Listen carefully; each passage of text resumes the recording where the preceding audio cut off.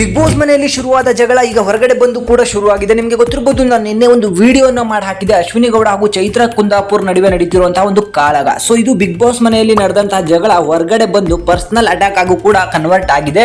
ಅದು ಕೂಡ ನಿನ್ನೆ ಅಂತೂ ಸಿಕ್ಕಾಪಟ್ಟೆ ಪರ್ಸನಲ್ ಆಗಿ ಇಬ್ರು ಕೂಡ ಕಾದಾಟಗಳನ್ನ ಮಾಡ್ಕೊಂಡಿದ್ದಾರೆ. ಪರ್ಸನಲ್ ವಿಚಾರಗಳನ್ನು ತಕೊಂಡು ಜನಗಳ ಮುಂದೆ ಇಬ್ರು ಕೂಡ ತಮ್ಮ ಮರ್ಯಾದೆನ ಹರಾಜ್ ಹಾಕೊಳ್ತಿದ್ದಾರೆ.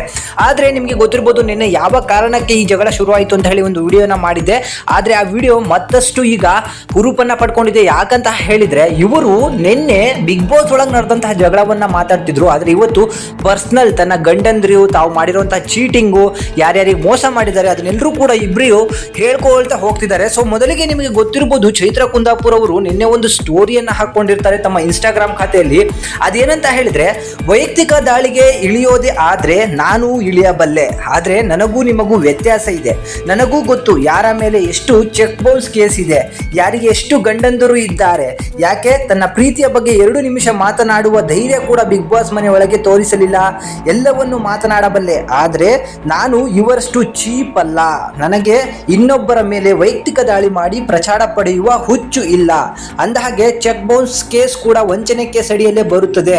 ಮತ್ತು 3 ಗಂಡಂದಿರು, ಸಾರಿ ಈಗ ಹೆಗಲು ಮುಟ್ಟಿ ನೋಡ್ಕೊಳ್ಬೇಡಿ ಅಂತ ಹೇಳಿ ಅಶ್ವಿನಿ ಗೌಡ ಅವರಿಗೆ ಡೈರೆಕ್ಟ್ ಆಗಿ ತಮ್ಮ ಇನ್ಸ್ಟಾಗ್ರಾಮ್ ಮೂಲಕ ಟಾಂಗನ್ನ ಕೊಟ್ಟಿದ್ದಾರೆ.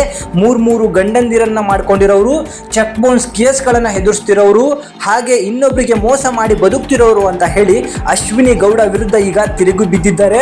ಚೈತ್ರ ಕುಂದಾಪುರ್ ಅವರಿಗೂ ಕೂಡ ಅಭಿಮಾನಿಗಳು ಸಪೋರ್ಟ್ ಮಾಡ್ತಿದ್ರೆ, ಈ ಕಡೆ ಅಶ್ವಿನಿ ಗೌಡ ಅವ್ರಿಗೂ ಕೂಡ ತುಂಬಾ ಜನ ಸಪೋರ್ಟ್ ಅನ್ನ ಮಾಡ್ತಾ ಇದ್ದಾರೆ. ಸೊ ಇಲ್ಲಿ ನೀವು ನೋಡ್ಬೋದು, ಅದು ಒಂದು ಕೊಚ್ಚೆ ಬಿಡಿ ಚೈತ್ರ ಅವರೇ ಅಂತ ಹೇಳಿ ಅಶ್ವಿನಿ ಗೌಡನ ವಿರುದ್ಧ ಚೈತ್ರ ಅವರ ಅಭಿಮಾನಿಗಳು ಕೂಡ ಹೇಳ್ಕೊಳ್ತಿದ್ದಾರೆ.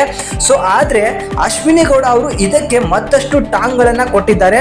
ಅವರು ಕೂಡ ಹಲವಾರು ಸ್ಟೋರಿಗಳನ್ನ ಹಾಕೊಂಡಿದ್ದಾರೆ.